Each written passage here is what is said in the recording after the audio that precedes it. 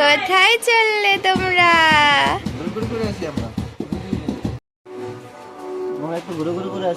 যাও। Good morning বন্ধুরা, আমি দীপান্বিতা। আমার চ্যানেলে তোমাদের সবাইকে স্বাগত।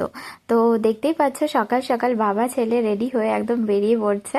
আসলে আয়ানসের শরীরটা খুব একটা ভালো নেই, তাই ঘরে ভীষণ কান্না করছে ও। তো ওর বাবা বললো তাহলে ওকে একটু পাশ থেকে ঘুরিয়ে নিয়ে আসি, বেশি দূর যাবে না, এই সামনেই যাবে। আর গাড়ির অবস্থাটা তোমরা প্লিজ একটু ইগনোর করো, অনেকদিন থেকে ধোয়া হয় না, তো ভীষণ খারাপ অবস্থা হয়ে গেছে, আজকে ধুবে হয়তো। তো ওরা বেরিয়ে যাওয়ার পর আমিও আমার কাজ সেরে স্নান করে পুজোটা দিয়ে নিচ্ছিলাম। আসলে পূজা আমার শাশুড়ি মাই দেয়, কারণ আমার আয়ানসকে নিয়ে ঘুম থেকে উঠতে আর সব করতে একটু লেট হয়ে যায়। আর আসলে আজকে আমার শাশুড়ি মা নেই বাড়িতে, একটু সামনেই গেছে কাজে, তাই আমি পুজোটা দিয়ে নিচ্ছিলাম।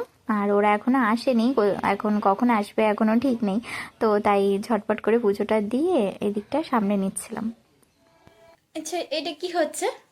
এটা কি হচ্ছে? ও বাবা, এটা কি কি চলছে? কি হ্যাঁ, কি চলছে এটা? কি চলছে বলো তো? ওলে বাবলে। আচ্ছা, এটা কি আদর হচ্ছে না অন্য কিছু হচ্ছে? হ্যাঁ, কি? নাকি আমাকে মারা হচ্ছে? ওলে বাবলে, এটা বোধহয় আদর হচ্ছে। আদরের ইশাটা একটু আলাদা নাকি? তো তো আমরা একটু পরে ঘুরু করতে যাব, বুঝছো? শোনো, আজকে না আমরা এক জায়গায় ঘুরু করতে যাব। হ্যাঁ, তো ফটাফট তোমাকে রেডি করাই দিই। তোমার তো হইলো অনেক ঘোরাঘুরি। আজকে আমরা শোনো, আজকে আমরা একটা দিদিভাইয়ের সাথে দেখা করতে যাব, ঠিক আছে? হবে, দিদিভাইটা না আজকে প্রথম ভাত খেলো, জানো? তো আজকে আমরা ওই দিদিভাইটার সাথে দেখা করতে যাব। চলো আমরা ছটপট রেডি হয়ে নিই, তারপরে তোমাদের সাথে দেখা হচ্ছে। উফ, চুল টুল ছিঁড়ে একদম শেষ করলো। বলো, আমি ফটাফট রেডি হয়ে নিই, বাইরে ঠান্ডা আছে, শোনা, ফট করে আমরা রেডি হয়ে নিই। হ্যাঁ, সোয়েটার পরে যেতে হবে কিন্তু, বাইরে হাওয়া ছেড়েছে। ওরে বাবা, ঠিক আছে, বাই। তো আজকে আমাদের একটি অন্নপ্রাশন বাড়িতে নেমন্তন্ন আছে, তার জন্য দেখো আয়ুষকে আমি রেডি করে নিচ্ছিলাম। আগে আমি রেডি হয়ে গেছি, কারণ ও ঘুমোচ্ছিল আর এখনও কান্না করছে, কারণ ঘুমটা পুরো হয়নি।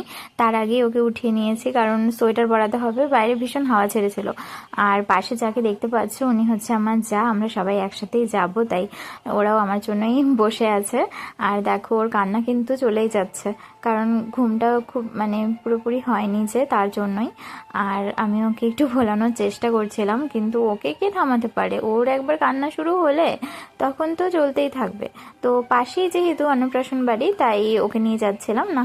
তো এই যে সামনে যে ছোট্ট পরীটাকে তোমরা দেখতে পাচ্ছ, ওরই আজকে অন্নপ্রাশন। তো আমরা মাত্রই এখানে এসে পৌঁছালাম। আর এদিকে দেখো আমাদের আয়ানসবাবু তার জেমামার কোলে একদম সুন্দরভাবেই আছে, কোনো অসুবিধাই করছে না। তো তারপর আমরা কয়েকটি ফটো তুলে নিলাম। আর দেখো এখানে আসার পরে তো ও কার কোল থেকে কার কোলে যাচ্ছে আমি কিছুই বুঝতে পারছি না। আসলে ওকে তেমনভাবে বাইরে বের করা হয় না, তো অনেকেই আজকে দেখে ওকে কোলে নিচ্ছে।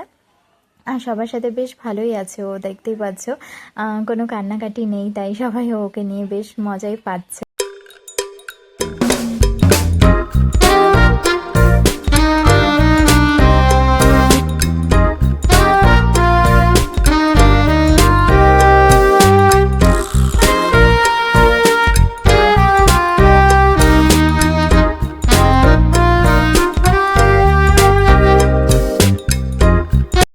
তো আমরা বাড়িতে চলে এসেছি, আর বাড়িতে আসার পরই আয়ানস একটু ঘুমিয়ে গেছিলো। আর দেখো এখন বিছানা টিছানা সব রেডি, আর বাজে এখন 12টা। আর বাবা ছেলে এখানে বসে বসে খেলছে, কারণ এখন উনি বিছানায় থাকবেন না। আসলে রাত যত বাড়ে তত ওর দুষ্টুমিটাও বাড়ে। প্রত্যেক রাতেই ওকে নিয়ে এইভাবে নিচে আমাদেরকে হাঁটতে হয়, না হলে খেলতে হয়। তো আজকের ভিডিওটি এখানেই শেষ করছি। ভিডিওটি যদি তোমাদের ভালো লেগে থাকে তাহলে প্লিজ লাইক করো, কমেন্টে জানিও আয়ানসের ভিডিও দেখতে তোমাদের কেমন লাগে, আর চ্যানেলটিকে প্লিজ সাবস্ক্রাইব করে দিও। তো আজকের জন্য টাটা, গুড নাইট।